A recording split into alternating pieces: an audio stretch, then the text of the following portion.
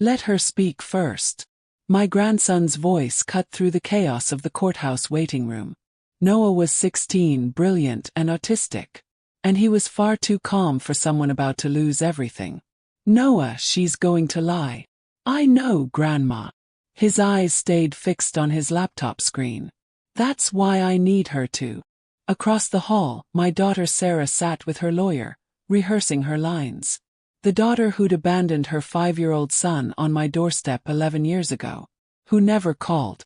Never sent a dime. Until 2 weeks ago. 2 weeks after the federal government adopted Noah's system. A program that could detect fraud in public contracts. Worth millions. Suddenly, Sarah remembered she had a son. She had forged documents. Fake wire transfers. Fabricated emails spanning a decade. Her lawyer was good. Maybe too good. Mrs. Miller, Noah said quietly. Do you remember what you taught me when I was 7? I did. People can lie. But records don't. She's going to claim she supported me for 11 years, Noah continued, his fingers never leaving the keyboard. She's going to say she sent money, that she called, that she was always there. And, for the first time that day, my grandson smiled. And I recorded everything. Every document has metadata, Grandma, creation date, modification history, IP addresses. Her lawyer made one mistake. He created all these old documents in the last 3 weeks. The courtroom doors opened. I've been preparing for this moment, Noah whispered, since I was 6 years old. This is the story of how a child who couldn't look people in the eye saved us both by doing the one thing he did better than anyone. Keeping records. Every story deserves to be heard. Subscribe, like, and leave a comment.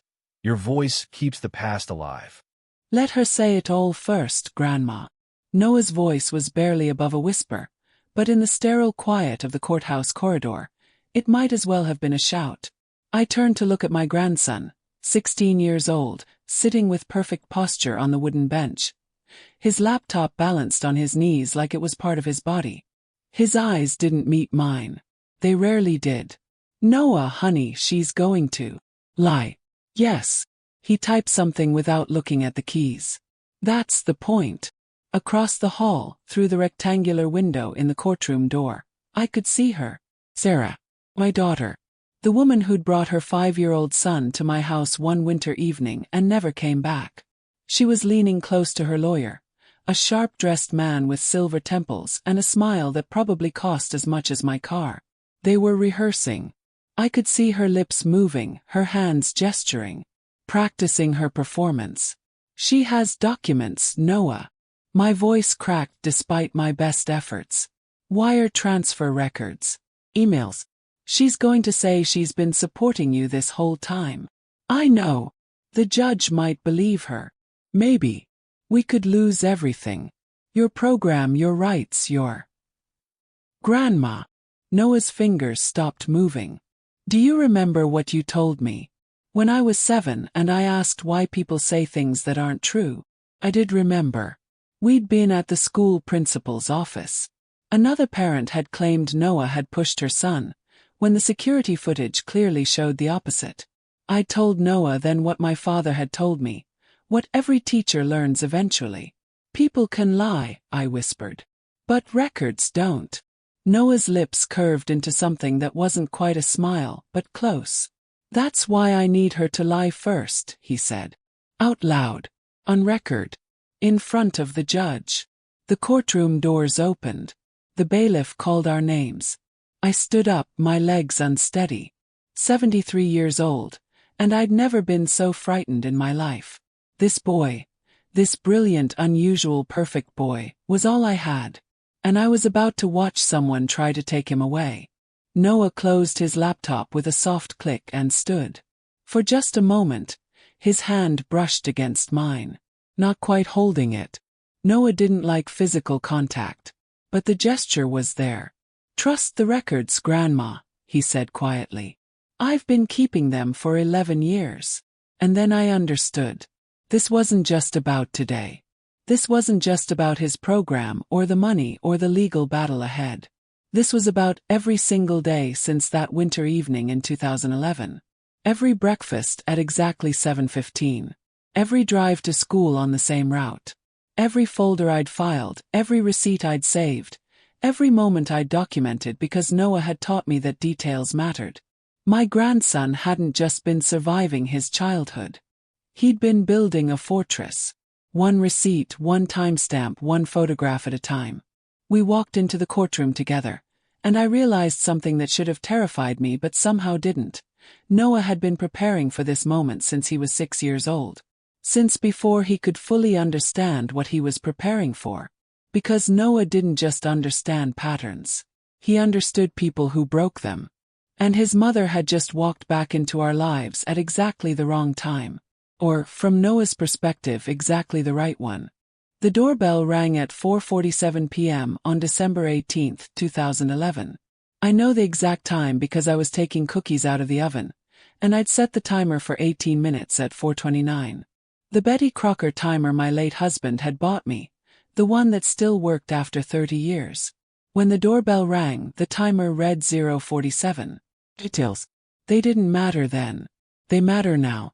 I wiped flour from my hands and walked to the front door, expecting the UPS man or maybe Cheryl from next door returning the casserole dish I'd lent her in October. Instead, I found my daughter Sarah standing on my porch in the December cold. Her hand gripping the shoulder of a small boy I'd only seen in photographs. "Mom," Sarah said, "I need a favor." The boy, Noah, was bundled in a coat 2 sizes too big. His dark hair falling into eyes that stared fixedly at the Christmas wreath on my door. Not at me. Not at his mother. The wreath. His lips were moving silently, and I realized after a moment he was counting. Counting the pine branches. "Sarah, what? Just for the weekend?" My daughter's voice had that brittle quality I remembered from her teenage years, when she'd ask for lunch money while already planning to skip school. "I've got a job interview in Portland. Can't take him with me. You understand." It wasn't a question. Noah's counting grew louder. 47. 48. 49. "Sarah, I haven't seen you in 3 years. You can't just. I'll be back Sunday night. Monday morning at the latest." She was already moving, already pushing the boy gently toward my door. "His bag's in the car. He likes routine. Same meals, same bedtime." I wrote it all down. She hadn't. 51. 52. "What's he counting?" "Yes." Sarah glanced at her son like she'd forgotten he could hear us. "Everything. He counts everything. The doctor says it's a spectrum thing. He'll grow out of it." She wouldn't look at me when she said it. That should have been my first clue. "Sarah, I'm not equipped to." "You were a teacher for 35 years, Mom. You're the most equipped person I know." She was pulling a small duffel bag from the back seat of her car now, a battered Toyota with a crack across the windshield. "Look, I really have to go. The interview's at 8 a.m., and Portland's 4 hours away." Noah had stopped counting. He'd moved on to tracing the wreath's circular edge with his eyes, his head making tiny movements as he followed the pattern. "Does he talk?" "Yes. Sometimes. When he wants to." Sarah thrust the duffel bag into my hands. It was lighter than I expected. "There's clothes in there. And his bear. Don't lose the bear. He sleeps with it every night." "Sarah." "Thanks, Mom. You're the best." She was already walking back to her car, moving fast, not looking back. "I'll call when I'm on my way back." I didn't. I stood in my doorway, holding a duffel bag, watching my daughter drive away. Beside me, a 5-year-old boy I barely knew continued to stare at my Christmas wreath with an intensity that might have been disturbing if it wasn't so purely focused. 64, he whispered. 64 pine branches. The timer in my kitchen started beeping. The cookies were ready. "Noah," I said softly, "do you like chocolate chip cookies?" His eyes shifted. Not to me. To a point somewhere past my left shoulder. "They have to cool for 5 minutes, he said. His voice was clear, precise, older than his years. "Or they'll burn your mouth. 5 minutes is 300 seconds. That's how long." I blinked. "That's That's exactly right. Yes. He still wasn't looking at me. Things should be exactly right. I didn't know it then, but that was the first lesson Noah Miller would teach me.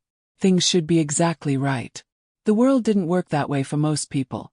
We rounded, we approximated, we said around 5 minutes when we meant somewhere between 4 and 6. But Noah lived in a world of precision.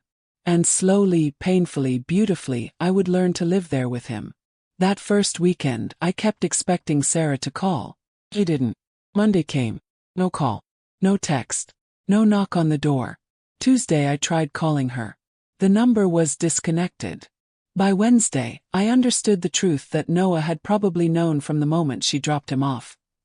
His mother wasn't coming back. Not this weekend. Not this month. Maybe not ever. On Thursday, Noah asked me a question that broke my heart.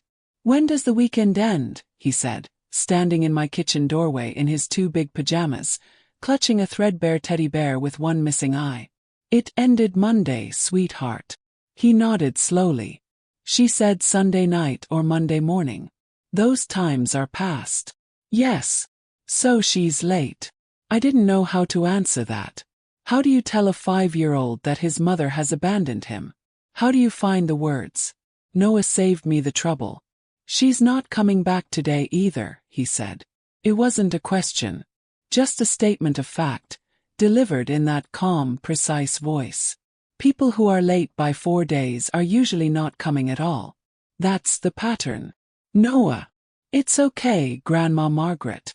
He said it like he was comforting me, not the other way around. "I like it here. The cookies cool for exactly 5 minutes. That's better." He walked back to the guest room. His room, I was starting to understand, and closed the door with a soft click.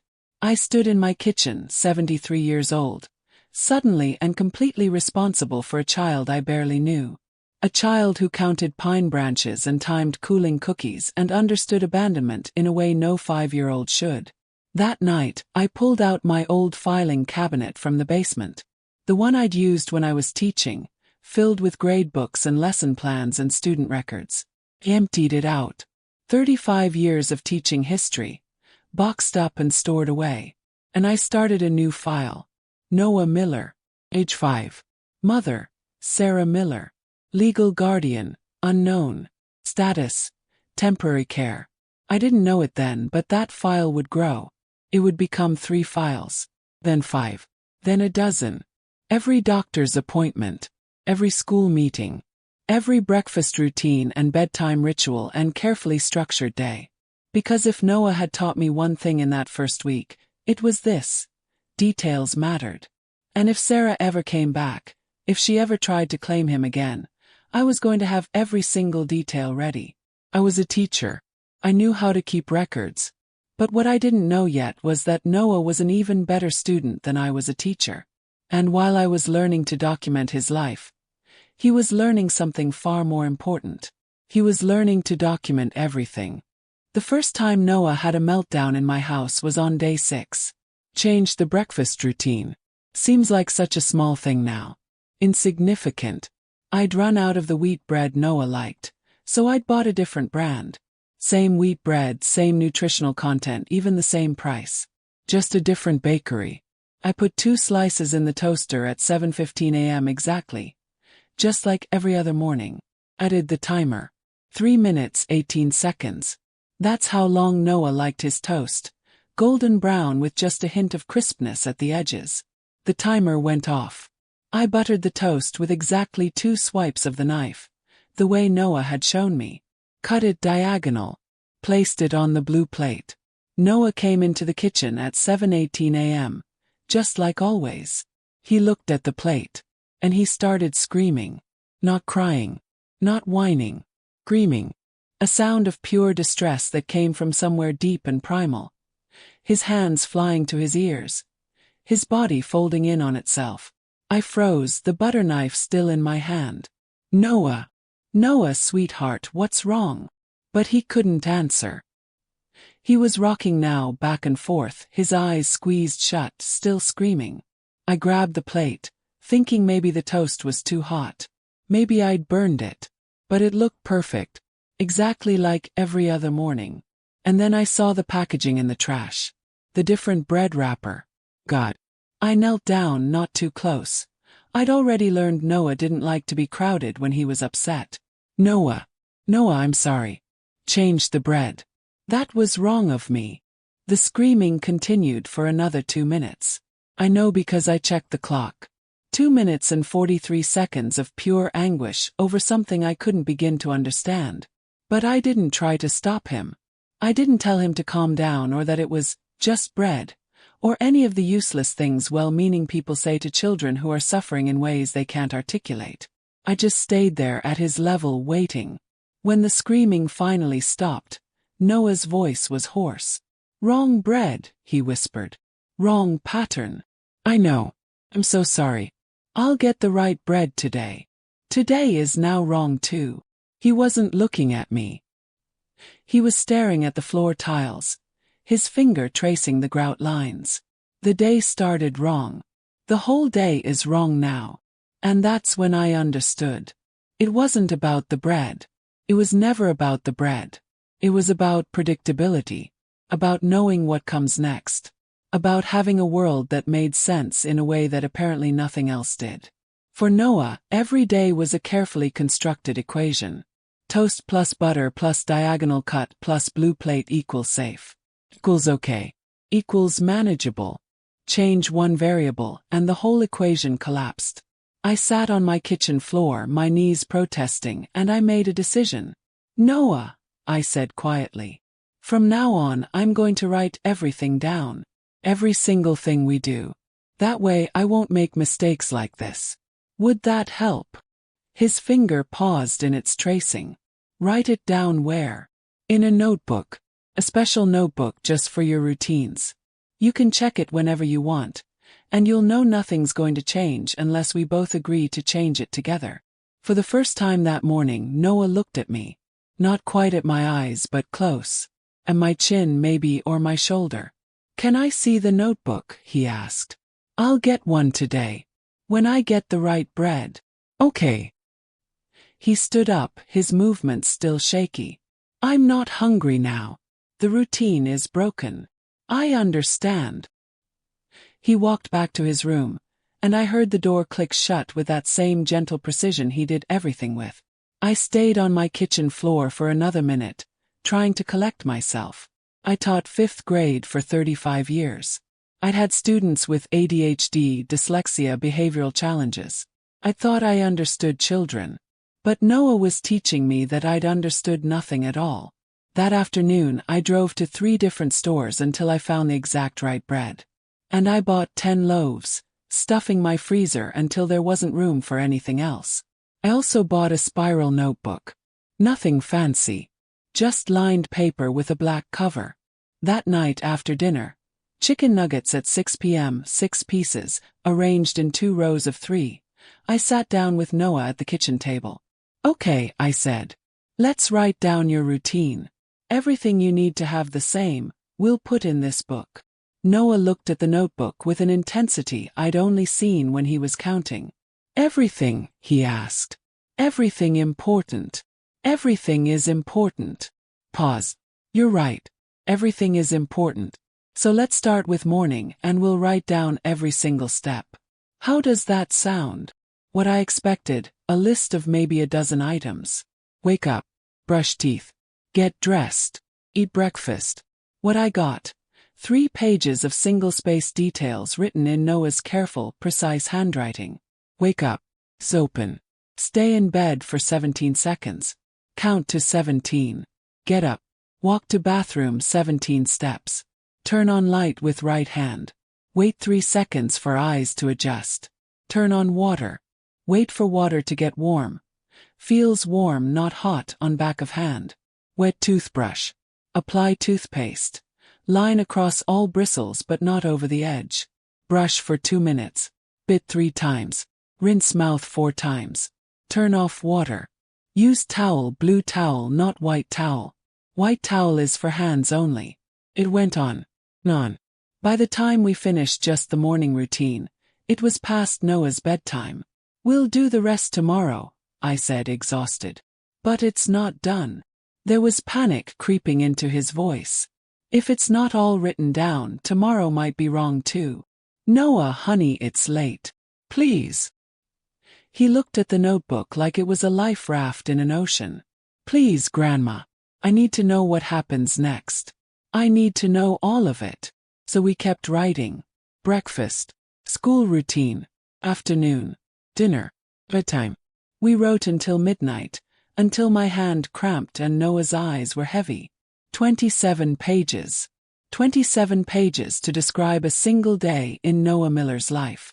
But when we finished, when we closed that notebook and I put it on the kitchen counter where Noah could see it, I watched something change in his face. The tension in his shoulders eased.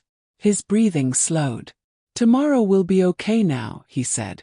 Because it's written down. Yes, I agreed, even though I had no idea if that was true. Thank you, Grandma. He went to bed without another word, clutching his one-eyed teddy bear. I sat at my kitchen table, looking at that spiral notebook, and I realized something that should have scared me but didn't. This was my life now. This was our life. 27 pages to describe one day, and we'd have to do it again tomorrow, and the day after, and the day after that. Most people would have found it exhausting. Most people would have called social services or Sarah's old phone number again, or tried to find a specialist who could fix this. But I'd spent 35 years watching children learn. And what I'd learned in return was simple. You don't teach a child by making them fit your world. You teach them by building a bridge between your world and theirs. Noah's world had rules. Clear, precise, unbreakable rules. And if I wanted to exist in his world, if I wanted him to feel safe in mine, I needed to learn those rules.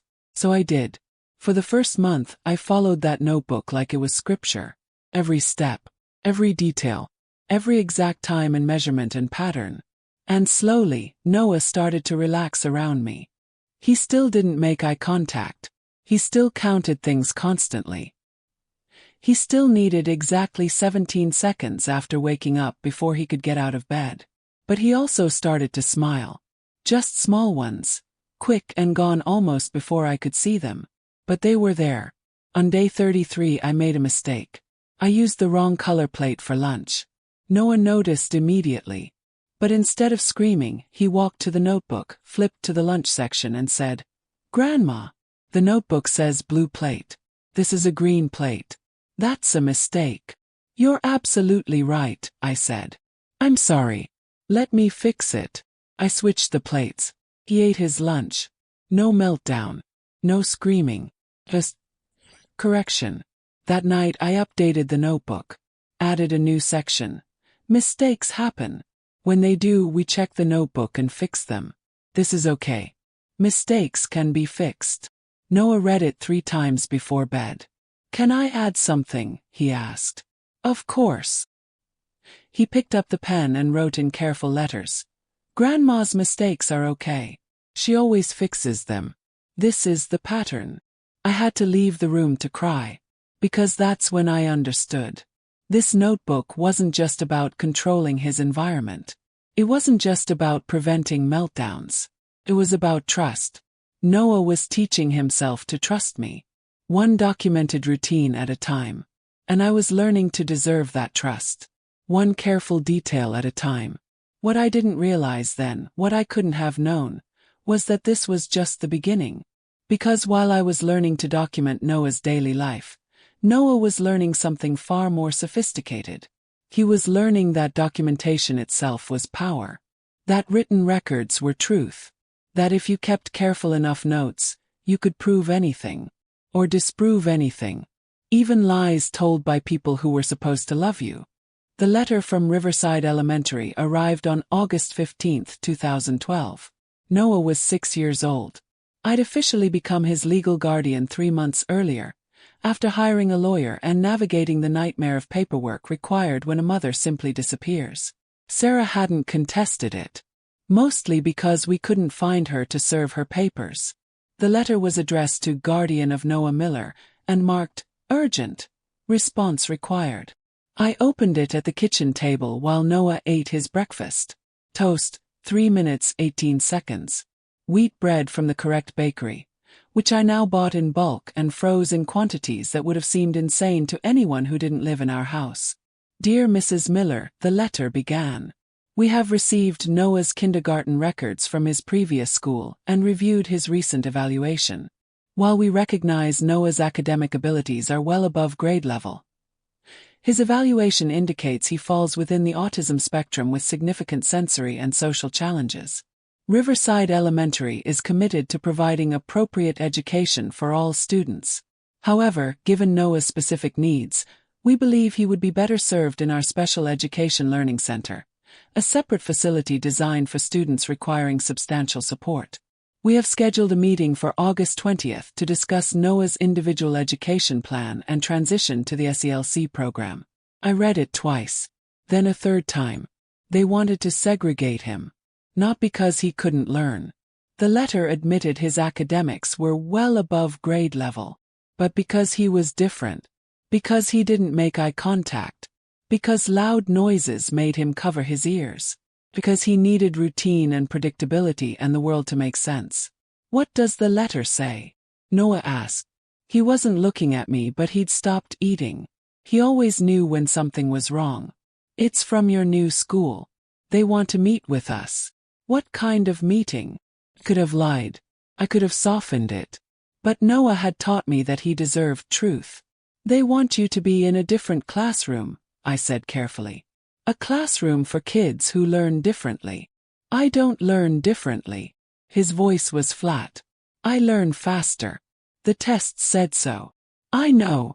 Then why do they want me in a different classroom? How do you explain institutional prejudice to a 6-year-old? How do you tell a child that the world will try to limit him, not because of what he can't do, but because of what he is?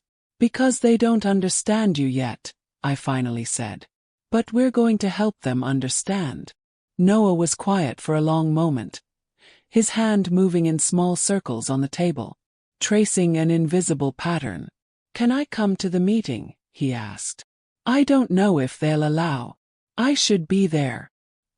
He looked up, not quite at my eyes but close. If they're going to talk about me, I should hear what they say. That's fair. He was right.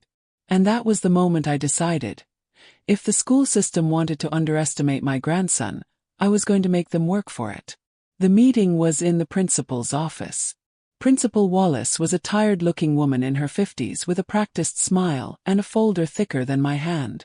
Also present, Mrs. Chen, the special education coordinator, Mr. Bradford, the school psychologist, and a woman who introduced herself only as the district representative. Mrs. Miller, Principal Wallace began, we appreciate you coming. Is your grandson? He's here, I said. Noah was sitting in the chair next to mine, his hands folded in his lap, his eyes fixed on a spot somewhere on the principal's desk. Noah wanted to be present. Mrs. Chen's eyebrows rose. We don't usually include the child in IEP meetings at this age. Noah's not usual, I said evenly. Please proceed. They did. For 20 minutes, they talked about Noah like he wasn't there, using terms like significant deficits in social reciprocity, and sensory processing challenges, and difficulty with unstructured environments. Every few minutes, I glanced at Noah. He sat perfectly still, listening to everything. Finally, Principal Wallace wrapped up. So, based on all of this, we believe the SELC program is the most appropriate placement. It has a lower student-to-teacher ratio, sensory-friendly spaces, and staff trained in behavioral management. Behavioral management, I repeated, for when students become overwhelmed. You mean for when Noah has a meltdown because someone changes his routine without warning? Mrs. Miller, what is his IQ? I asked abruptly. The psychologist, Mr. Bradford, flipped through his folder. The evaluation indicates Noah's verbal IQ is 142. Performance IQ is 156. 156, I repeated. That's what, 99.99th percentile? Yes, but intellectual ability doesn't necessarily. And his reading level? 4th grade. But he's 6. He reads at a fourth grade level. And you want to put him in a program for students who need substantial support. Mrs. Miller, the district representative, cut in, her voice taking on that sharp edge bureaucrats use when they're used to getting their way. We understand this is difficult. But Noah's autism affects his ability to function in a traditional classroom environment. His test scores don't change the fact that he can't handle the sensory input, the social demands, the flexibility required in a mainstream setting. Can't. Noah's voice was quiet but clear. Everyone turned to look at him. I can handle it, he said, still not looking at anyone. If the environment is structured correctly, people follow the rules. Things are predictable. I can handle it. Mrs. Chen smiled, but it was the kind of smile adults give children when they think they're being cute. Sweetheart, we know you want to be with other children, but… No, Noah interrupted. I don't particularly want to be with other children. I want to be in the classroom that's appropriate for my academic level. That's the fourth grade classroom based on my reading scores. But I understand that's not allowed. So the first grade classroom is acceptable. The room went silent. Noah, Mr. Bradford said carefully. The first grade classroom has 23 students. It's loud. There's movement. Unexpected changes. Don't you think that would be overwhelming? Yes, Noah agreed. But the ECLC has 6 students with varying intellectual abilities and behavioral challenges. Based on your description, it includes students with aggression issues and students who are nonverbal. That environment would also be overwhelming, but for different reasons. And it doesn't match my academic needs.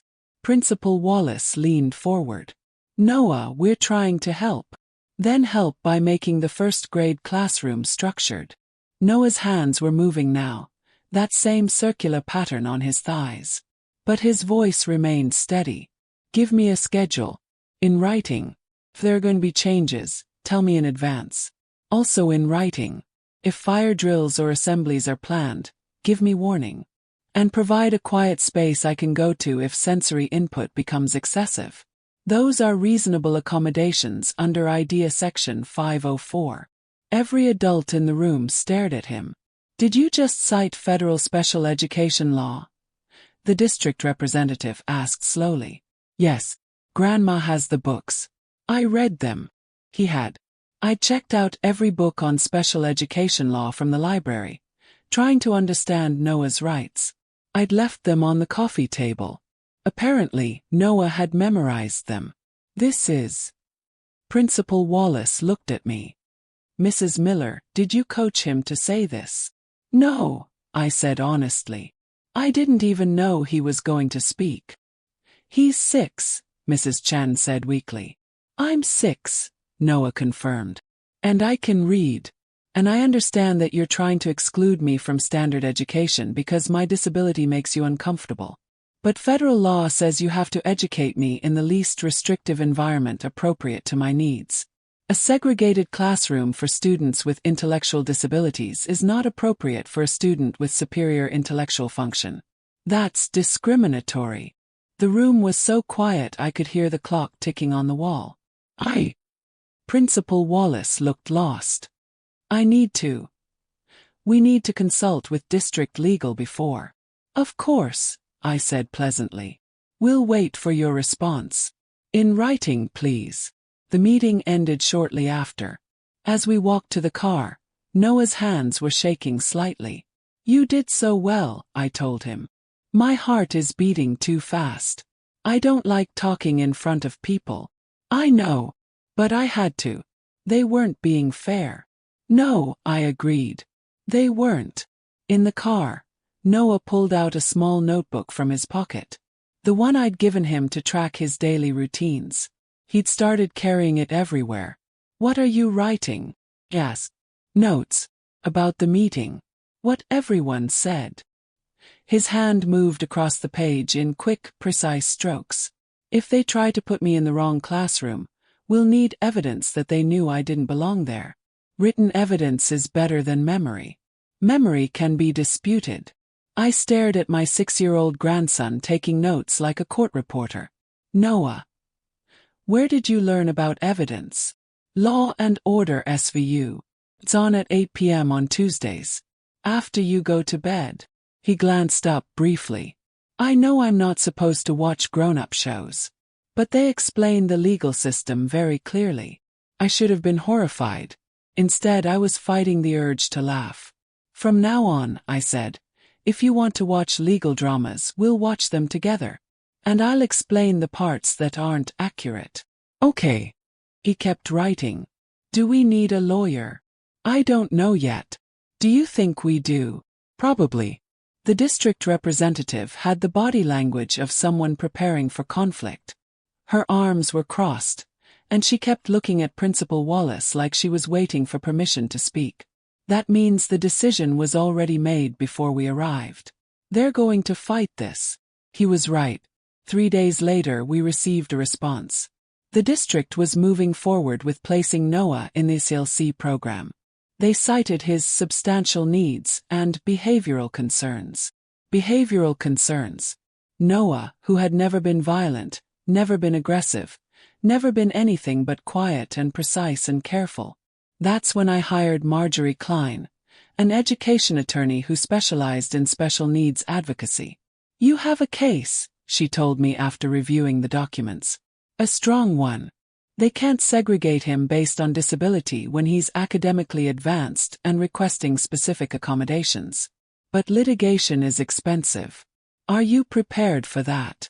I looked at my savings account balance. The money I'd been keeping for retirement, for emergencies, for someday. Yes, I said. We filed a due process complaint. The district fought back. For 3 months we went back and forth. Meetings, mediations, document exchanges. And through it all, Noah took notes. Every meeting, every phone call, every email. He had 3 notebooks by the time we reached settlement. 3 notebooks filled with dates, times, direct quotes, behavioral observations. Why do you need so many details? Marjorie asked him once, genuinely curious. Because people forget, Noah said simply. Or they remember wrong. Or they lie. But if I write it down when it happens, I have proof. In the end we won. Not through litigation but through sheer documentation. Marjorie presented Noah's notebooks to the mediator, showing a clear pattern of discrimination, contradictory statements from school officials, and violations of procedure. The district agreed to place Noah in a mainstream first-grade classroom with accommodations, a written daily schedule, advance notice of changes, a quiet room he could access without asking permission. It wasn't everything, but it was enough. On Noah's first day of first grade, I walked him to his classroom. Mrs. Patterson, his teacher, greeted us with genuine warmth. I've read your accommodation plan, she told Noah. I'm going to do my best to follow it. But if I make mistakes, will you tell me? Noah looked at her chin. Yes, I'll tell you. And I'll write it down so we remember for next time. She laughed, thinking it was cute. She didn't know yet that Noah was completely serious. By the end of that first week, Mrs. Patterson had stopped laughing. Not because Noah was difficult, but because she'd realized something. This 6-year-old had better documentation of her classroom than she did. He knew which activities happened on which days. He knew how long each lesson segment lasted. He knew when she deviated from the schedule and why. He's like a little secretary, she told me at pickup one day. In the best possible way. Yesterday, I almost forgot we had a library day. Noah reminded me. He'd written it in his notebook. He likes things to be correct, I said. Well, he's keeping me correct too. That was Noah's first grade year. Learning academics far beyond his age level. Teaching his teacher about consistency. And filling notebooks with observations that most 6-year-olds wouldn't even notice. I didn't understand the purpose yet. I thought it was just his way of processing the world. I didn't realize he was building an archive. One that would eventually save both of us. By the time Noah turned 8, our house had changed. Not physically. It was still the same 3-bedroom ranch I'd lived in for 40 years. But functionally, it had become something else entirely. A records department. The filing cabinet I'd started in 2011 had multiplied. Now there were 4 of them, lined up against the wall in what used to be my sewing room. Each drawer meticulously labeled in Noah's precise handwriting. Medical records 2011 to 2013. School documents 2012 to 2014. Daily logs 2011 present. Legal correspondence. Receipts and financial records. Why do we need to keep grocery receipts? I'd asked once, watching Noah carefully file away a CVS receipt for toothpaste and soap. Because they have dates and times, he'd explained. If someone ever asks where we were on a specific day, we can prove it. Why would anyone ask that? He just looked at me with those serious dark eyes and said, "People lie about the past.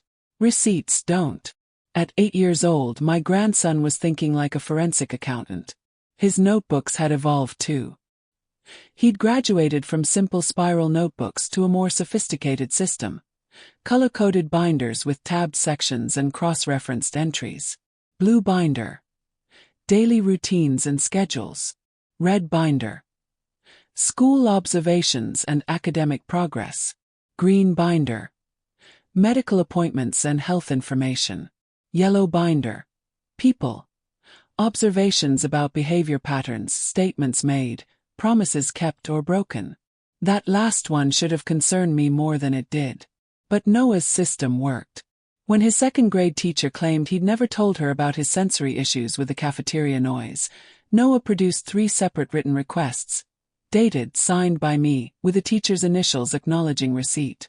When the school nurse said we'd missed his vaccination deadline, Noah showed her the appointment card, the insurance receipt, and a photograph he'd taken of the clinic's parking lot that day with a timestamp visible. He was never wrong, because he documented everything. Is this normal? I asked Dr. Sarah Lynn, the developmental pediatrician we'd started seeing quarterly. She'd smiled. Normal is a range, Margaret. Noah's documentation habit is unusual, yes. But it's also adaptive. He's found a way to manage his anxiety about an unpredictable world by making it more predictable. Through records, he creates certainty. But he's 8. Most 8-year-olds are playing video games, not filing receipts.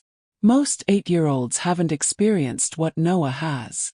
Dr. Lynn's smile faded. His mother abandoned him with no warning. His entire world became unstable in an instant. The documentation isn't just about remembering things, Margaret. It's about making sure he's never caught off guard again.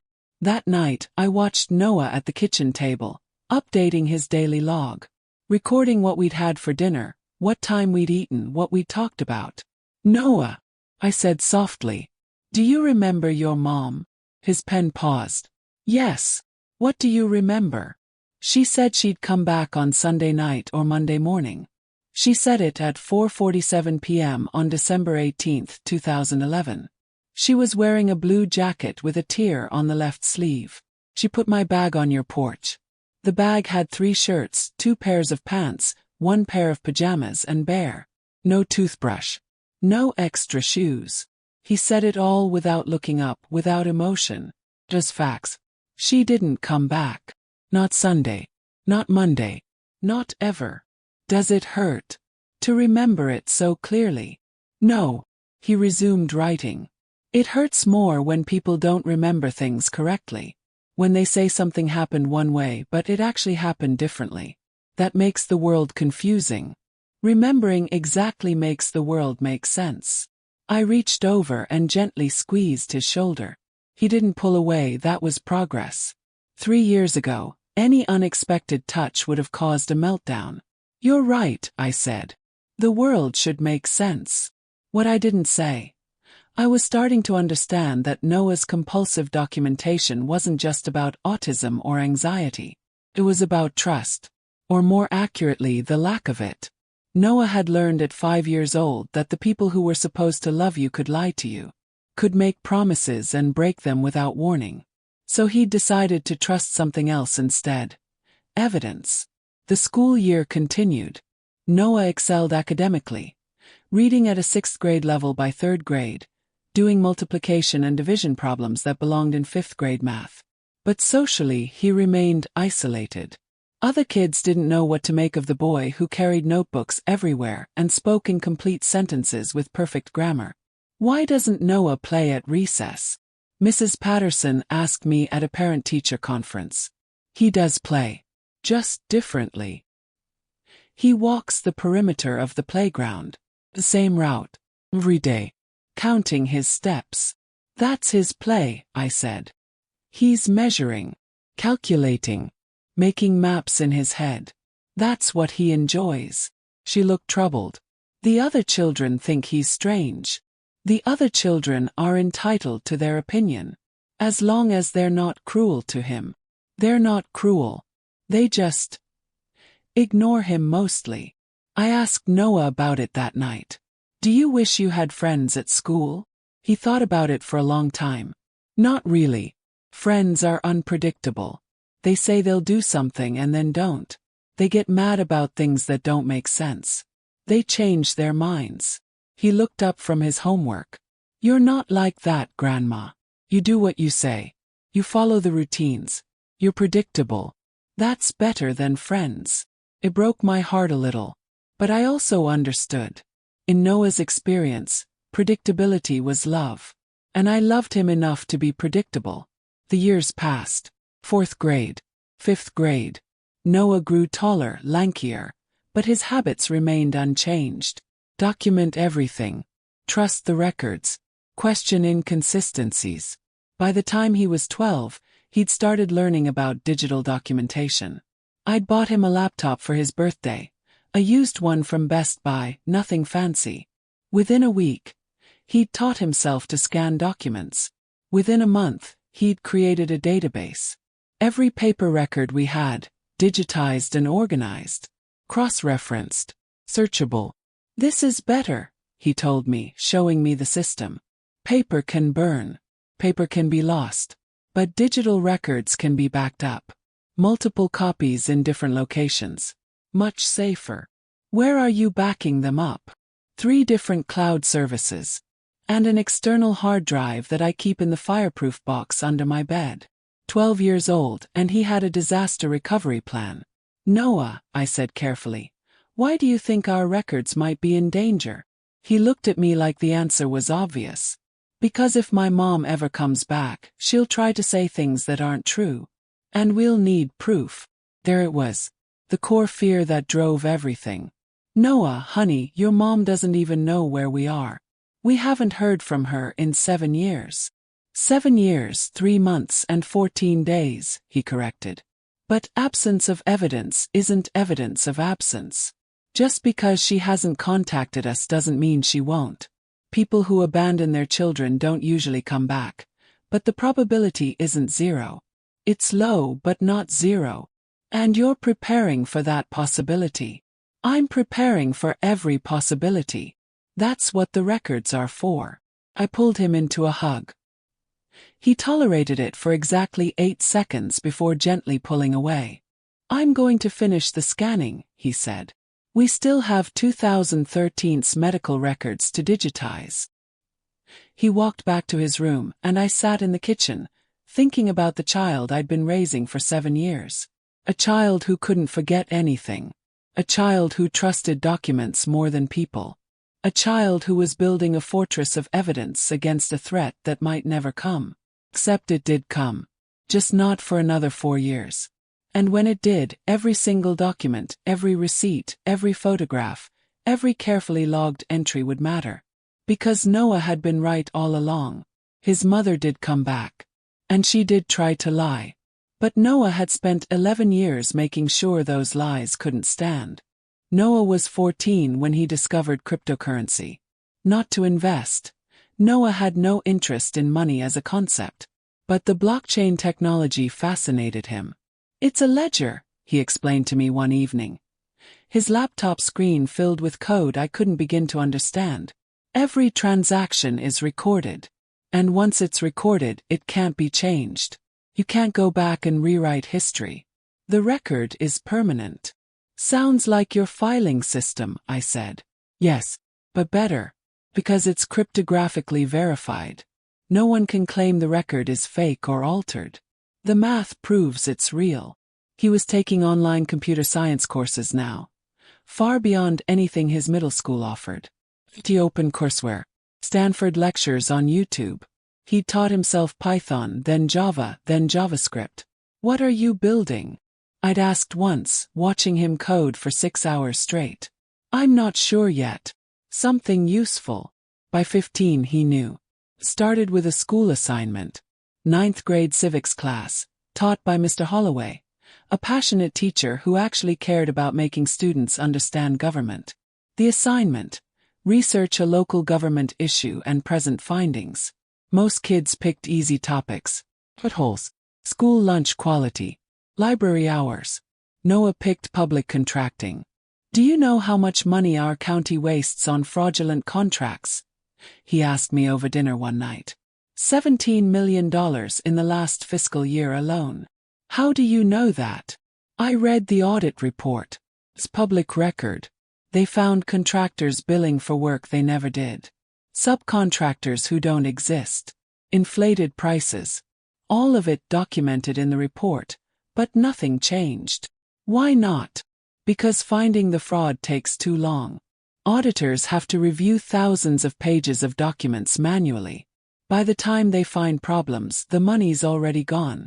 The companies dissolve and reform under new names. He was quiet for a moment, chewing exactly 12 times before swallowing. His preferred texture control method. I could build something better, he said. Better than government auditors. Better than manual review. A program that automatically checks contracts against databases, verifies contractor licenses, cross-references bank accounts, flags inconsistencies in real time, not months later. Put down my fork. Noah, that's a huge project. Yes, but it's just pattern recognition. Like checking if documents have been modified. Like verifying if someone's telling the truth. Same principle, different application. He'd been training for this his entire life without knowing it. The next 6 months, Noah barely slept. He'd come home from school, do his homework in 30 minutes, then code until midnight. His room became a cave of monitors and energy drink cans and scattered notes. I should have stopped him. Made him rest. Made him act like a normal teenager. But there was nothing normal about Noah. And trying to make him normal had never worked. So instead I supported him. Brought him food at regular intervals. Made sure he slept at least 6 hours. Kept the routine stable so the rest of his life could be chaotic. It's working, he told me one night. His voice hoarse from lack of sleep. Grandma, it's actually working. I tested it on last year's county contracts. The ones where they found fraud. My program flagged every single one. Plus 3 more they missed. Noah, that's incredible. It's just math. And cross-referencing. And pattern recognition. But he was smiling. Actually smiling. I'm going to call it VeritasChain. Veritas means truth in Latin. And chain because it links all the data together. Like blockchain. Exactly like blockchain. Every contract creates a record that can't be altered. Every payment is traced. Every contractor is verified. Truth through transparency. His civics presentation was supposed to be 10 minutes. Noah spoke for 35, demonstrating his program in real time, showing how it flagged fraudulent contracts instantly. Mr. Holloway was speechless. Noah, he finally said, this is beyond high school level. This is beyond most college projects. Have you shown this to anyone else? No. It's just a school project. No. Mr. Holloway shook his head firmly. This is not just a school project. This could actually help people. Real people. Save real money. That's how it started. Mr. Holloway had a friend in the county auditor's office. He showed them Noah's program. They were skeptical at first. A 15-year-old kid claiming to solve what professional auditors struggled with. Until they tested it. Noah's program found 6 fraudulent contracts in the county's current active projects. 6 contracts worth a combined $2.3 million that were billing for non-existent work. Within a week, the county had suspended all 6. Within a month, they'd recovered $1.8 million. And suddenly, everyone wanted to know about the teenager who'd built a fraud detection system in his bedroom. Local news came first. Teen genius saves county millions. Then regional news. Then a wire service picked it up. By Noah's 16th birthday, VeritasChain had been tested by 12 municipalities and was being considered for a federal pilot program. "How does it feel?" Dr. Lin asked during one of our quarterly appointments. "All this attention." Noah shrugged. "I don't like the attention. But the program works. Helps people. That part is good. You've done something remarkable, Noah." "I just applied documentation principles to public contracts. It's the same thing I've been doing my whole life. Just bigger." But it wasn't just bigger. It was transformative. The Federal Audit Office wanted to license VeritasChain. Not just for contracts, for grants, for federal spending, for any situation where public money needed verification. They sent representatives to our house. Serious men and women in suits, carrying briefcases, speaking in careful legal language. Noah met with them in our living room, his laptop open, answering their technical questions with calm precision. "The IP rights would remain with you," one lawyer explained. "But we'd license the technology. There would be compensation, of course. Licensing fees. Ongoing support contracts." "How much?" I asked because Noah hadn't thought to. The lawyer named a figure that made my head spin. 7 figures. "Annually." "That's a lot of money," Noah said, in the same tone he might use to comment on the weather. "It is. You'd be set for life. College paid for. Anything you want." Noah looked at me. "Do we need that much money?" "No, honey. We're doing fine." "Then can I specify how some of it gets used?" The lawyers exchanged glances. "What did you have in mind?" "Funding for special education advocacy. For families who can't afford lawyers when schools try to segregate their kids. Like what happened to me." He said it matter-of-factly. "And funding for teaching people with autism how to code. Because pattern recognition is something a lot of us are good at, but not everyone gets the chance to learn." The room went very quiet. That's very generous," one of the lawyers finally said. "It's logical. The money is more useful there than accumulating in an account I don't need." They drew up the contracts. Pages and pages of legal language. Noah read every word, flagged 3 ambiguous clauses, and requested clarification. "He reads contracts like a lawyer," one of the federal representatives murmured to me. "He reads everything like a lawyer," I replied. "He doesn't trust vague language." The deal was finalized in March 2022. VeritasChain would be licensed to the federal government for use in contract verification across all agencies. Noah Miller, at 16 years old, had created something that would save taxpayers hundreds of millions of dollars. The press coverage was insane. "Ingenious. Autistic savant solves government fraud. Boy wonders blockchain breakthrough." Noah hated every second of it. "They keep calling me a genius," he complained. "I'm not a genius. I just paid attention to patterns. You're being modest. I'm being accurate. Anyone could have built this if they'd spent 11 years documenting everything and learning to spot inconsistencies." "Noah, most people don't spend 11 years documenting everything. That's their mistake." The attention died down eventually.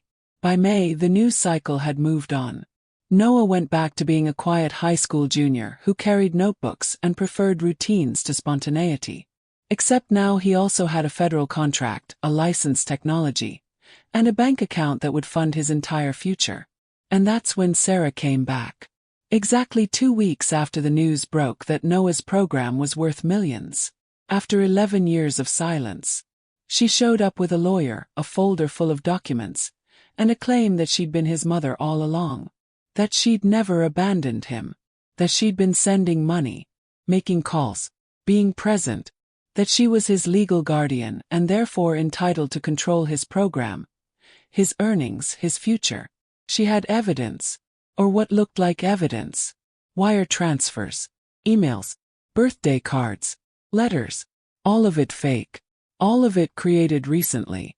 All of it designed to rewrite history. But Sarah had made one critical mistake. She'd tried to fake documentation against a child who'd spent 11 years learning to detect exactly that kind of fraud. Noah had built a system to catch liars. And his mother was about to learn that the hard way. I was in the garden when they arrived. It was a Tuesday afternoon, 3:47 p.m. I remember because Noah had track practice until 4:30, and I was planning to pick him up after I finished planting the tomatoes. A black Lexus pulled into my driveway. Expensive. Rental, I'd guess later. A woman stepped out of the passenger side, and for a moment I didn't recognize her. Sarah had aged. Her face was thinner, harder. Her hair was shorter, highlighted professionally. She wore a business suit that probably cost more than my monthly mortgage. She looked successful, put together, like someone who'd spent the last 11 years building a life. Just not with her son. The driver's side door opened, and a man emerged. Late 40s, gray suit, leather briefcase.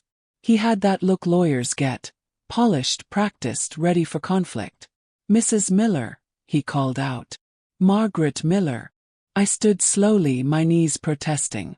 Pulled off my gardening gloves. "Yes. I'm Richard Kepler, attorney at law. This is my client, Sarah Miller. I believe you know her." Sarah hadn't said a word yet. She was staring at my house like she was memorizing it. "Hello, Sarah," I said quietly. "Mom." Her voice was different, cooler, more controlled. "It's been a long time. 11 years. 3 months. 22 days. Her eyebrow twitched. "You've been counting." "Noah counts. I just remember what he tells me." Mr. Kepler cleared his throat. "Mrs. Miller, we're here to discuss Noah's custody arrangement and his recent business success. May we come in?" "No," I said simply. That clearly wasn't the answer he expected. "I'm sorry. You can state your business here. Noah will be home in 40 minutes. If this concerns him, he should be present." Sarah spoke then, her voice sharp. "He's my son. This doesn't require his presence. He's 16. Old enough to have an opinion about his own life. Old enough to have been manipulated by you for 11 years. Sarah snapped, and there it was, the anger I remembered from her childhood. Quick, hot, always looking for someone else to blame. Mr. Kepler put a hand on her arm. "Sarah, let me handle this." He turned back to me with a practiced smile. "Mrs. Miller, we're not here to argue. We're here to resolve a complicated situation. Sarah has been Noah's legal guardian since his birth. Your arrangement has been informal. Now that Noah has significant financial interests, we need to formalize the legal situation. I am his legal guardian. As of June 2012. Approved by family court. That order was granted when Sarah couldn't be located." Mr. Kepler pulled a folder from his briefcase. "But Sarah never relinquished her parental rights. She's been supporting Noah financially for years. She's maintained contact. She's been present in his life." He handed me papers. Wire transfers. Hundreds of them. Monthly payments of $500, supposedly sent from Sarah to me, starting from January 2012 and continuing to present. My hands were shaking as I flipped through them. "I never received any of this money," I said. "Then perhaps you should check your bank records more carefully," Mr. Kepler said smoothly. "The transfers show they were accepted and deposited. They're fake. They're bank documents, Mrs. Miller. Very difficult to fake." I looked at Sarah. She met my eyes for the first time and I saw it, the calculation. Planning. She'd thought this through. "Why now?" I asked her directly. "Why come back now, Sarah?" "Because my son is making national news, and he needs proper guidance. Legal protection. Someone who understands the business world." She gestured at my house, my garden, my modest life. No offense, Mom, but you're a retired teacher. You don't understand contracts or licensing agreements or intellectual property law. Noah needs more than you can give him. What he needs is someone who won't abandon him. Her face flushed. I never abandoned him. I had to leave to find work. I sent money. I stayed in touch. You left him on my porch with 3 days of clothes and a teddy bear. That's not what happened. That's exactly what happened. Your memory is faulty, Mr. Kepler interjected. Understandable at your age. But the documents tell a different story. Sarah left Noah in your care temporarily while she established her career. She maintained regular financial support and contact. She's been his mother all along. I looked at the papers again. The wire transfers had routing numbers. Count numbers. They looked real. But I'd never seen a single dollar of this money. We'll be filing for restoration of full custody, Mr. Kepler continued. Given Sarah's financial stability and ongoing relationship with Noah, the court will likely approve. Additionally, as his legal guardian, Sarah will have authority over Noah's business interests, including VeritasChain. There it was. The real reason for this visit. You want his program, I said. I want to protect my son's interests, Sarah corrected. A 16-year-old can't manage a multi-million-dollar licensing deal. He needs adult supervision. Proper legal guidance. He has me. With all due respect, Mrs. Miller, you don't even have an email address. Sarah's voice was sharp. You still pay bills with paper checks. You think Noah's best interests are served by someone who can barely use a computer. I wanted to argue, to defend myself, to explain that what Noah needed wasn't technological sophistication. It was stability, routine, love. But I also knew that in a courtroom, her argument would sound compelling. Retired teacher versus successful businesswoman. Informal arrangement versus biological mother. Paper checks versus wire transfers.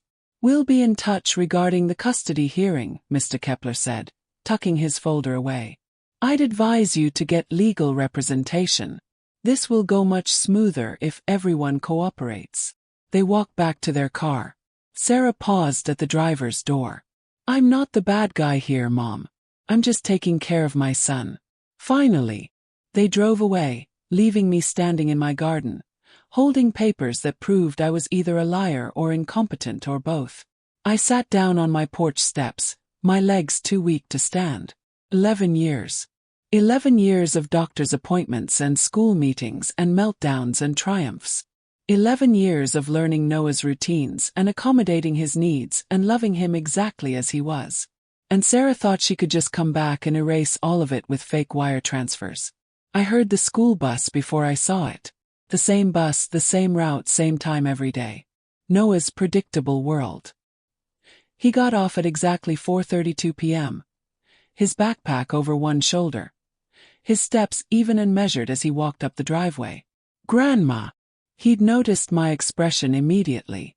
What's wrong? You're sitting on the porch. You never sit on the porch on Tuesdays. Noah, honey, we need to talk. He sat down next to me, not quite touching but close. Is someone hurt? Are you sick? No. But your mother came here today.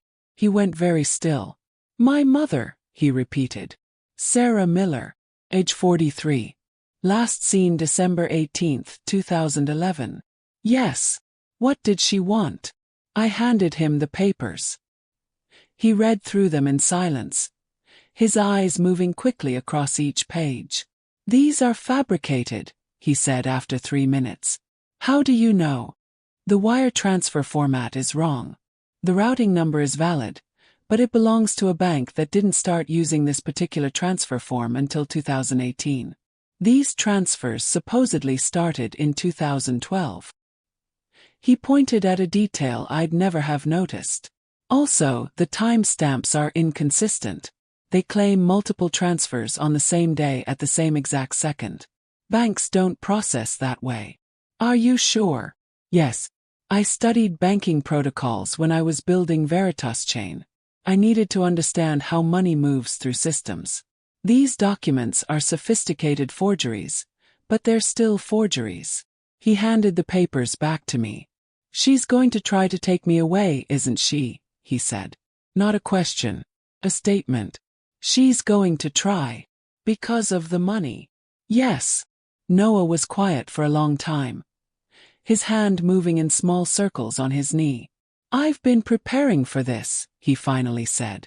For your mother coming back. For anyone trying to rewrite our history. That's why I kept all the records.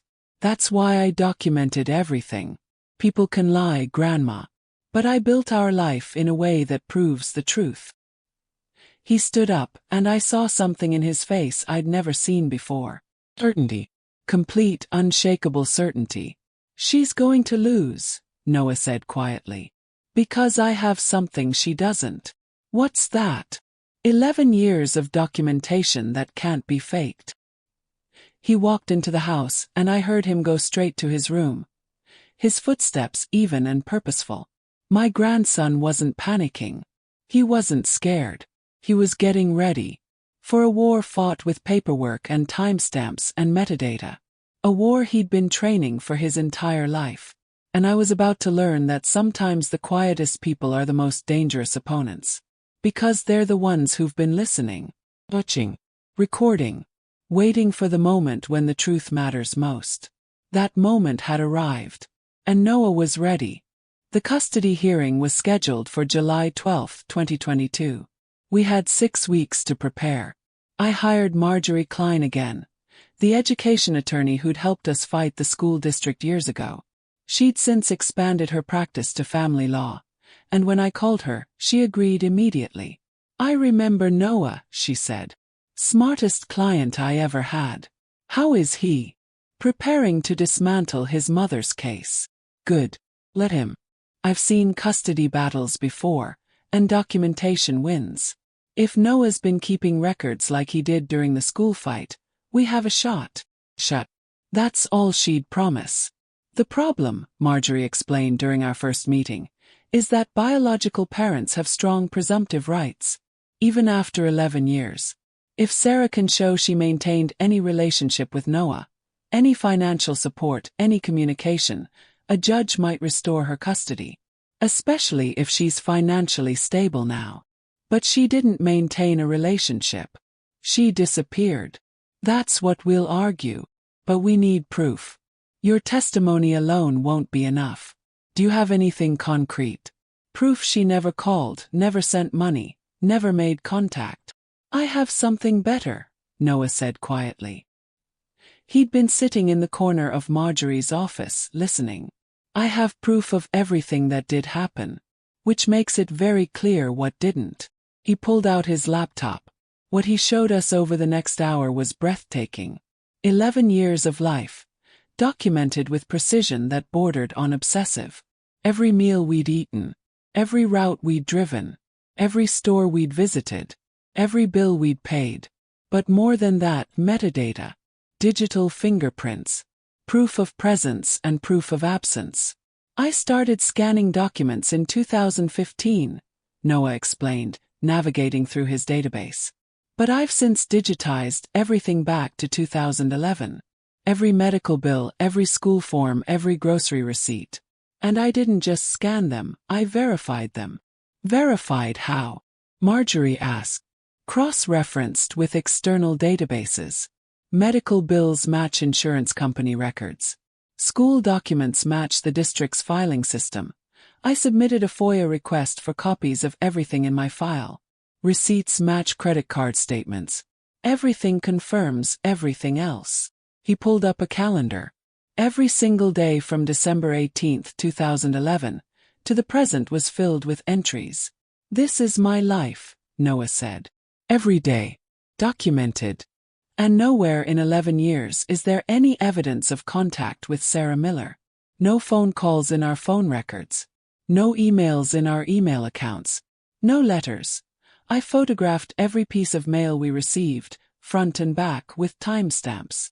Marjorie was staring at the screen like she'd seen a miracle.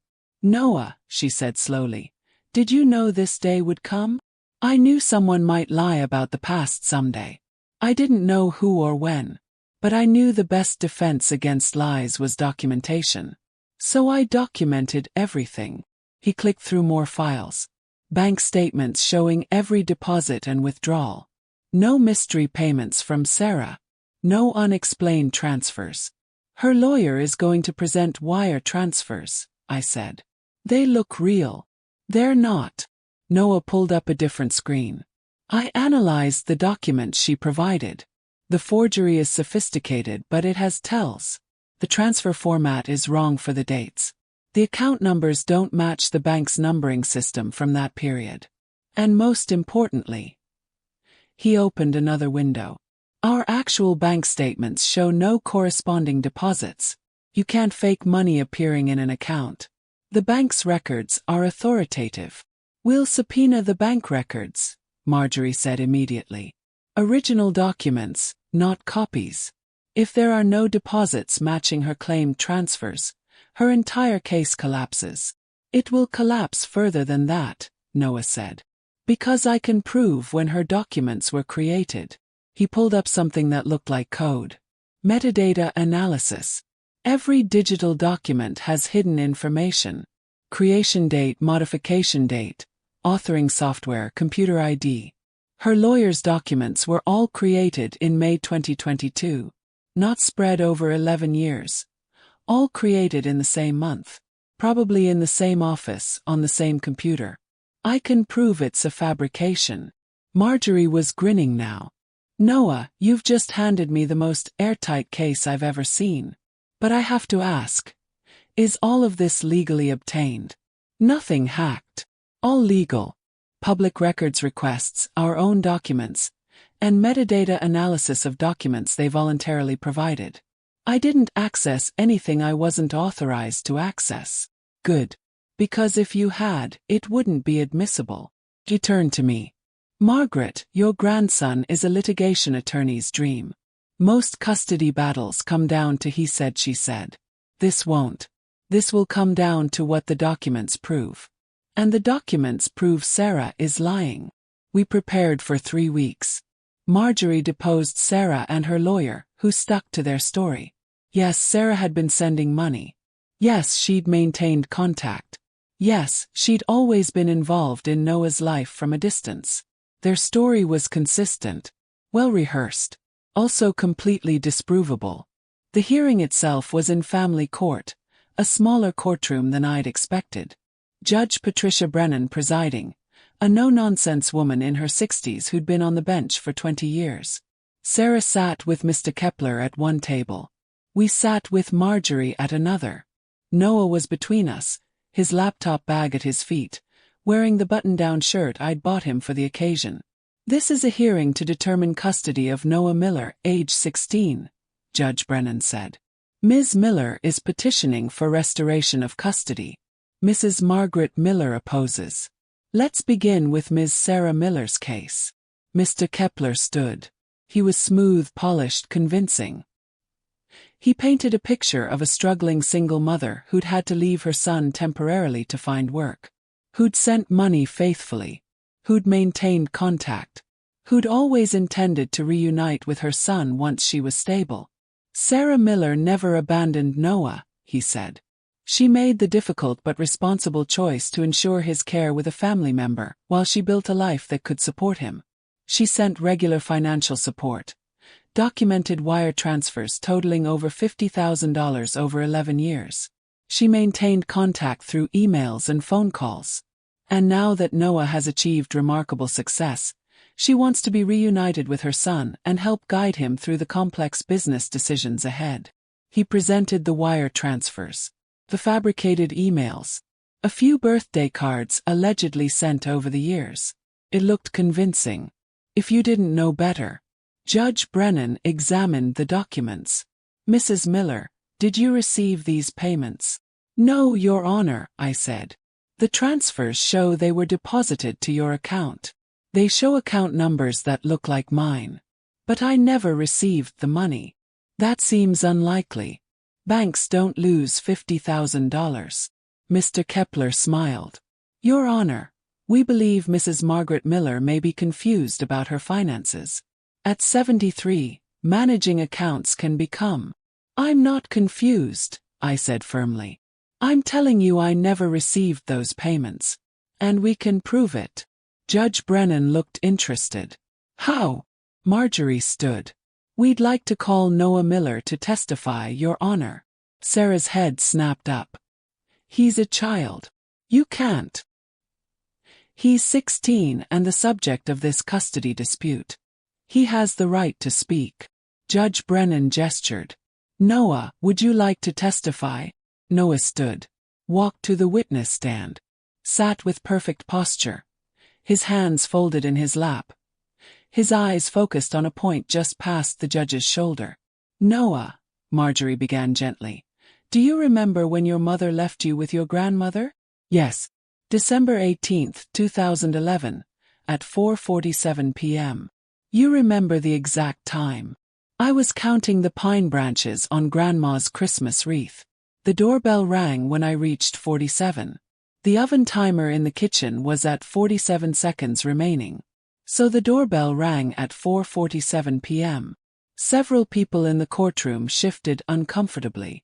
The precision was unsettling if you weren't used to Noah. What did your mother say when she left you? She said she'd be back Sunday night or Monday morning. She said she had a job interview in Portland. She said I should stay with Grandma for the weekend. Did she come back that weekend? No. Did she come back the next week? The next month? No. She never came back. Not until May 30, 2022, which was 11 years, 5 months, and 12 days later. In those 11 years, did you receive any communication from her? Phone calls? Emails? Letters? No. How can you be sure? Noah's expression didn't change. Because I documented everything. Every phone call to our home line and Grandma's cell phone. Every email to our accounts. Every piece of physical mail. I have photographic evidence of each piece of mail we received, with timestamps.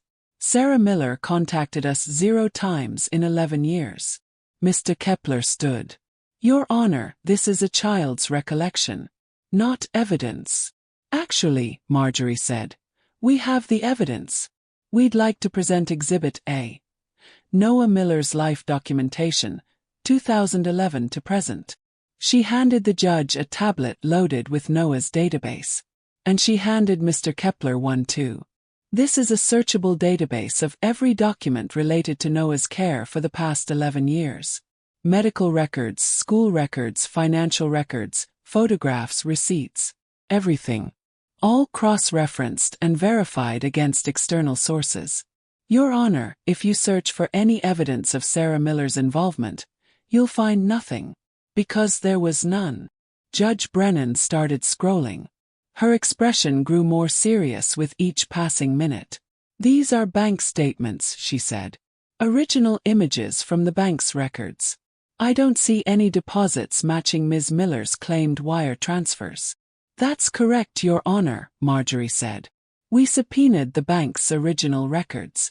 The deposits Sarah's lawyer claims were made don't exist. The wire transfers are fabrications. Mr. Kepler was on his feet. Your Honor, this is absurd. Bank documents don't just. Mr. Kepler, the judge interrupted. These are original bank records with the bank certification. Are you claiming the bank is lying?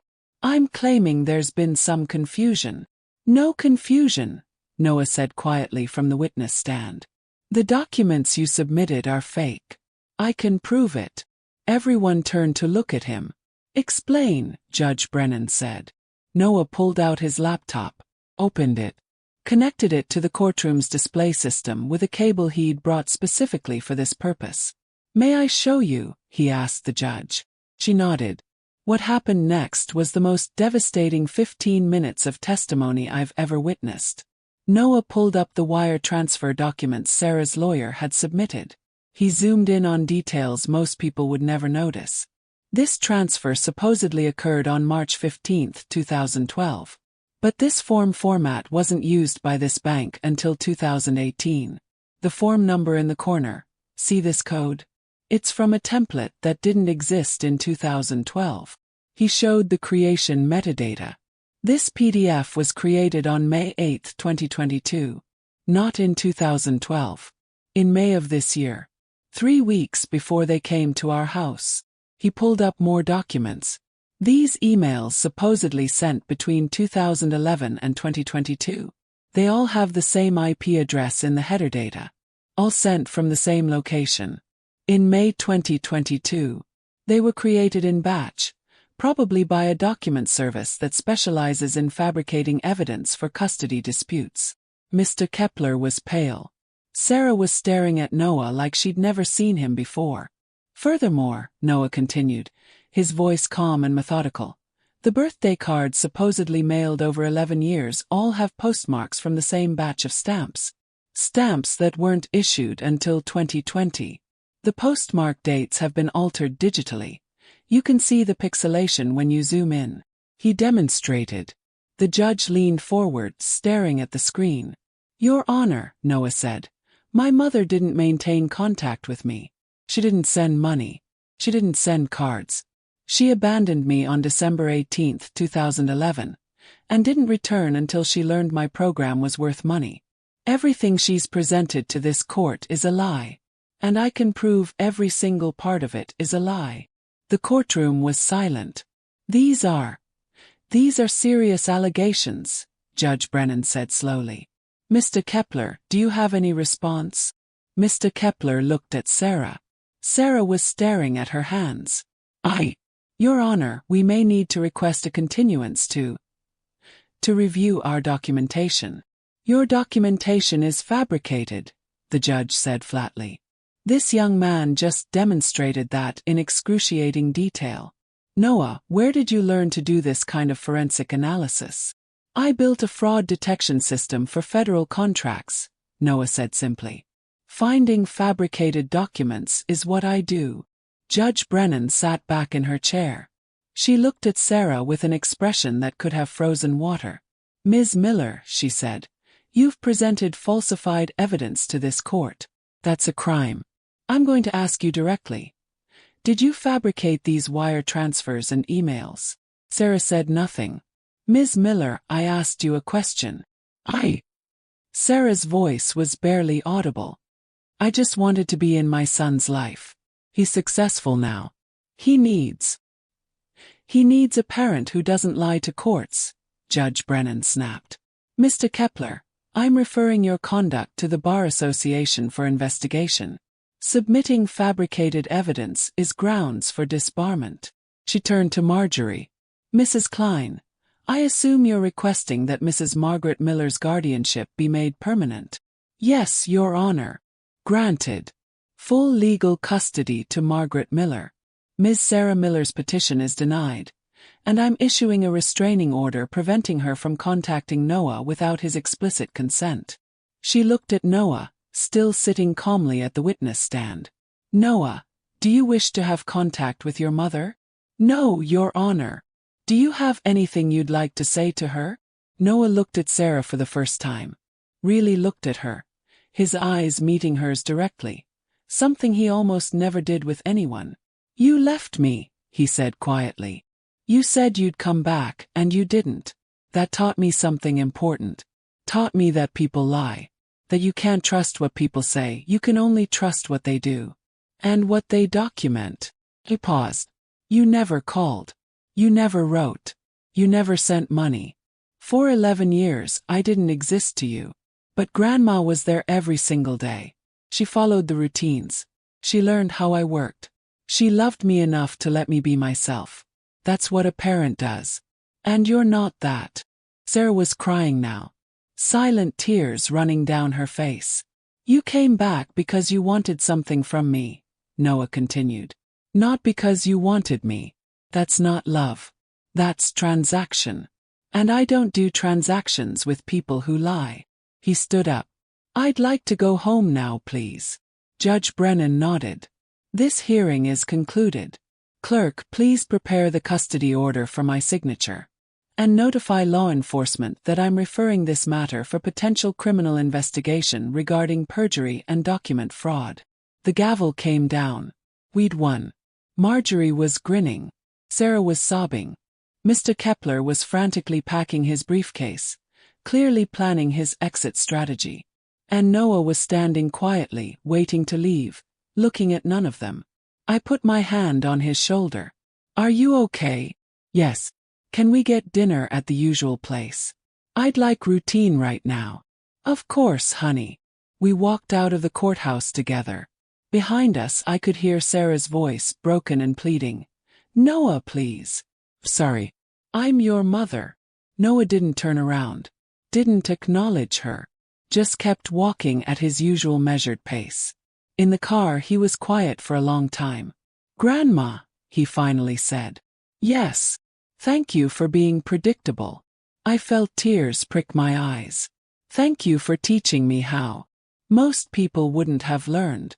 Most people would have tried to change me. You didn't need changing. The world needed to accommodate you. He smiled. Just slightly. The world is better when it's documented. When people can't rewrite history. When truth has proof. You built that world for us. Yes, I did. We drove home in comfortable silence. To our house with our routines. To our life that Noah had carefully constructed and meticulously protected. That night, Noah added a final entry to his documentation database. July 12, 2022. Court hearing. Judge ruled in our favor. Permanent custody awarded to Margaret Miller. Sarah Miller's fabrications exposed and dismissed. Status. Case closed. Relationship status with Sarah Miller. None. Relationship status with Grandma. Permanent. Simple. Factual. True. The way Noah preferred everything to be. 3 months after the hearing, I found Noah in his room, staring at his database. What are you looking at? I asked. Everything, he said. 11 years. 4,015 days. All documented. All preserved. Are you okay? He was quiet for a moment. She really didn't care about me at all, did she? Sarah. She only came back for the money. I think that's true, yes. That should hurt more than it does. I sat down on his bed. Why doesn't it? Because I have data. If she'd loved me, there would be evidence. Phone calls. Letters. Something. But there's nothing. So I don't have to wonder. I don't have to hope. I just have to look at the records. He gestured at the screen. Math doesn't lie. Neither do timestamps. She didn't love me. That's just a fact. I'm sorry, Noah. Don't be. Facts are better than uncertainty. I can work with facts. He closed the laptop. And I have you. You're in the database too. Every day. Every routine.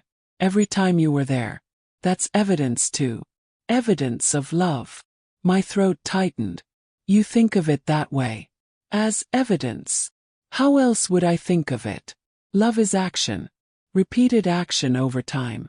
You acted loving toward me for 4,015 days in a row. That's not just love. That's commitment. That's proof. He looked at me, actually making eye contact for once. Thank you for being documentable, he said seriously. I laughed through my tears. Only you would thank someone for being documentable. It's the highest compliment I have. You were consistent, reliable, truthful. Everything I needed you to be. That's documented fact. We sat together for a while, not talking, just existing in the comfortable silence that had become our language. What are you going to do with VeritasChain? Asked eventually. Now that everything's settled. Keep improving it. The federal government is expanding the pilot program. They want to use it for grants, for federal spending oversight, for any financial transaction that needs verification. He paused. I'm also being approached by state governments and private companies. Everyone wants fraud detection. You're going to be very successful. I'm already successful. I have stable routines and someone who loves me. Financial success is just additional. You're wise for 17. I'm logical for 17. Wisdom is different. Wisdom is knowing what matters. He looked at his database again. This matters. Not because it's documentation. 'Cause it's our story. Told truthfully. With evidence. He was right. The database wasn't just records. It was us. Every breakfast, every doctor's appointment, every school meeting, every small moment that added up to a life. A life built carefully, one documented day at a time. Are you going to keep documenting? Yes. Even now that the case is over. Yes. Because that's who I am. Document. Verify. I preserve truth. He smiled slightly. Besides, you never know when you'll need proof of something. Better to have it and not need it than need it and not have it. That's actually very wise. That's prepared. Preparation looks like wisdom when it works. The months passed. Noah graduated high school a year early. His academic abilities finally recognized and accommodated properly. He was accepted to MIT, Carnegie Mellon, Stanford. Every top computer science program in the country.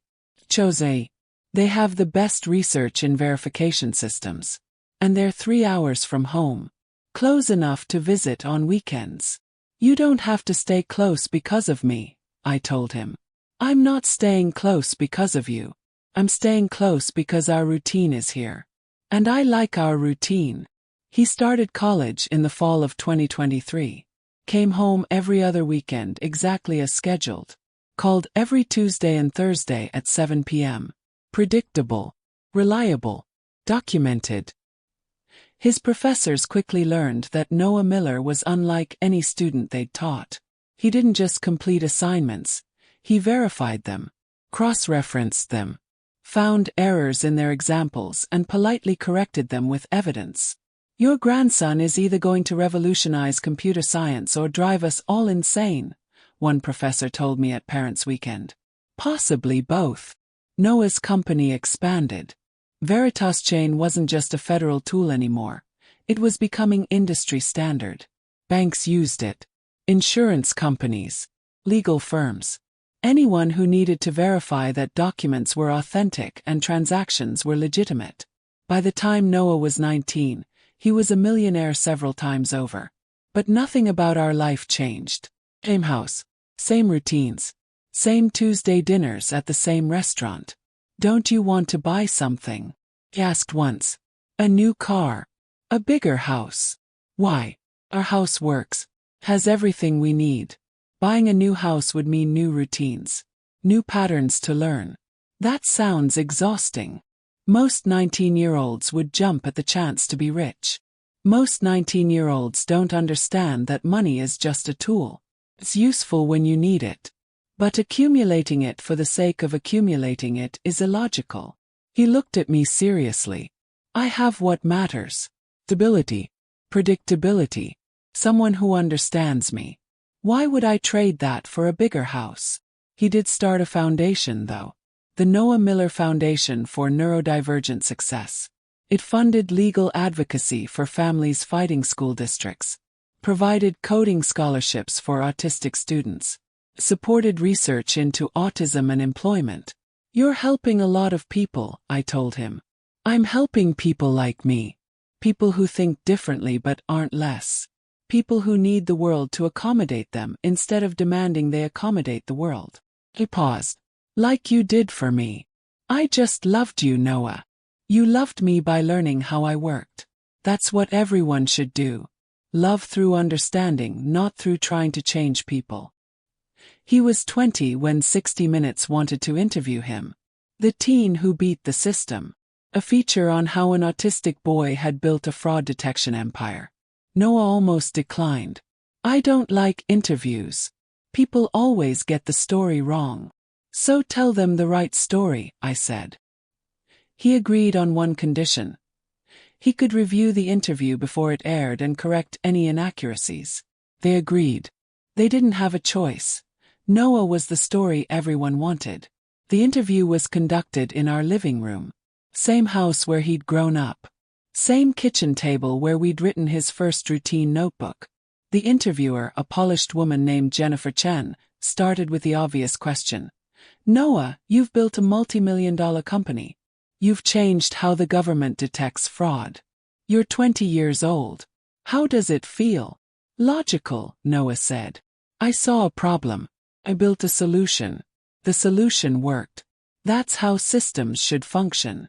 But most people can't do what you've done. Most people don't spend 11 years learning to detect lies.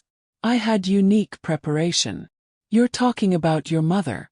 About her abandoning you. Yes. She abandoned me, then tried to lie about it in court. That taught me that documentation is the only truth that matters. People's words change. People's memories are faulty. But records are permanent. Do you ever wish you could forget? That you didn't remember everything so clearly? Noah was quiet for a moment. No. Memory is a gift. Even painful memory. Because it means I know what's real. I don't have to wonder. I don't have to guess. I just have to remember. Do you talk to your mother now? No. She lied in court. She fabricated documents. She proved she's not trustworthy. I don't maintain relationships with untrustworthy people. That sounds harsh. It's practical. Trust is earned through consistent action over time. She didn't earn it. My grandmother did. He glanced at me, sitting off camera. Every day for 13 years. That's trustworthy. Jennifer turned to me. Mrs. Miller, what's it like raising a child like Noah? I thought about how to answer. How to summarize 13 years in a sentence. It's like learning a new language, I finally said. At first, you don't understand anything. But slowly you start to see the patterns. The grammar. The logic. And then one day you realize you're fluent. That you can communicate perfectly even though you're using completely different words. Do you ever wish he was different? More typical?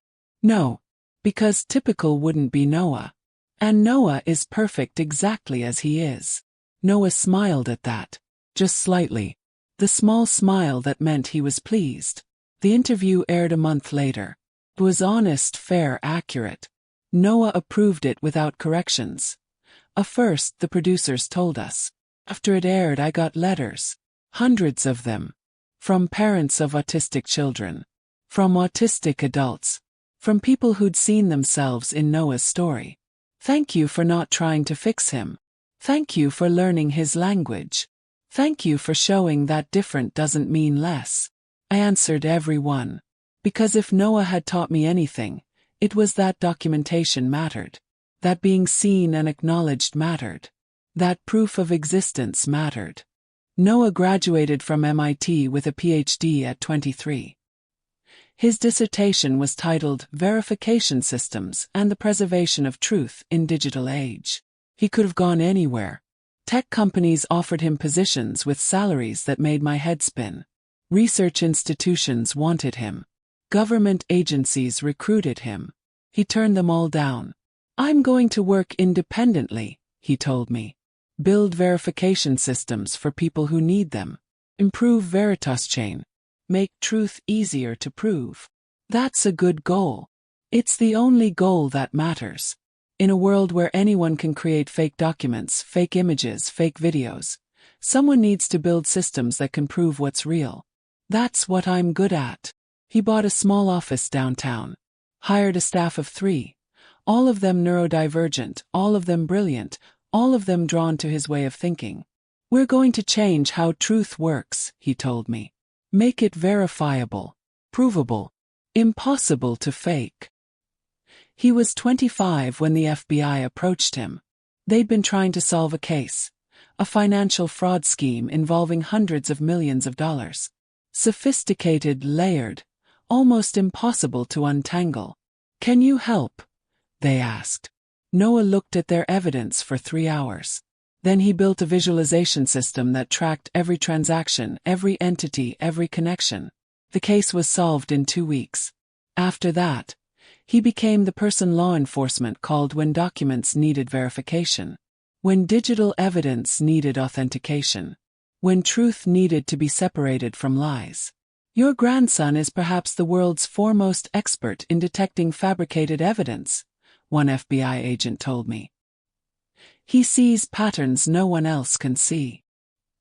He's been practicing since he was 6, I said. We know. We read his case file. The custody battle where he demolished his mother's fake documentation. The agent smiled. That's what convinced us he was the right person for this work. Anyone who could do that at 16 can do anything. I'm 79 now. Noah is 28. And our life continues in the same patterns we established 17 years ago. Tuesday dinners at the same restaurant. Saturday morning walks on the same route. The same routines that made Noah feel safe when he was 5 still make him comfortable now. Don't you ever want to change things up? A friend asked me once. Why? This works. Why fix what isn't broken? Isn't it boring? I looked at Noah, who was documenting our walk in his current notebook. He still kept paper records alongside digital ones. Who was counting the same trees he'd counted for 17 years. Who found comfort in repetition and safety in predictability. No, I said. It's not boring. It's beautiful. It's love expressed through consistency. What could be better than that? Noah's foundation now funds programs in 40 states. Helps hundreds of families every year. Provides scholarships to thousands of neurodivergent students. His technology is used by governments worldwide. VeritasChain has become the standard for fraud detection, verification, and authentication. But if you ask Noah what he's most proud of, he won't mention any of that. I'm most proud of our documentation, he'll say. 17 years of life. Preserved accurately. With evidence. That's real success. He still has every notebook, every file, every photograph. Our entire life together, archived and preserved. Why keep it all? He asked once. Because it's proof, he said simply. Proof that you loved me. Proof that I wasn't abandoned. Not really. Not by the person who mattered. Proof that families aren't just about biology. They're about showing up. Every day. Documentably. Last week, Noah called me from his office. Grandma, I need to show you something. I drove downtown. Found him in his office, surrounded by monitors displaying code and data visualizations. What is it? He pulled up a file. Special one. I've been working on this for 2 years. It's called the Noah-Margaret Protocol. A verification system for family bonds. I don't understand. It's a way to prove that someone has been a consistent caregiver. That they've been present, involved, documented. That they've earned the right to be called family. He looked at me directly. Still rare, still meaningful. I built it because of us. Because what we have should be provable.